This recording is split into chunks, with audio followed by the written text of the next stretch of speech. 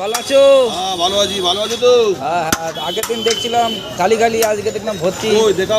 এই তো এই যে এই যে এই যে এই দেখো, এই যে এটা কিসে হাঁড়ি আছে? এটা তো মটনের হাঁড়ি।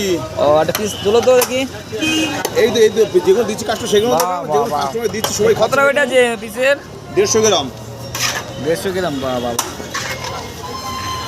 150 গ্রাম আছে। আর এই যে বলছো না ভর্তি, হ্যাঁ হ্যাঁ হ্যাঁ, এটা হচ্ছে মানুষের ভালোবাসা।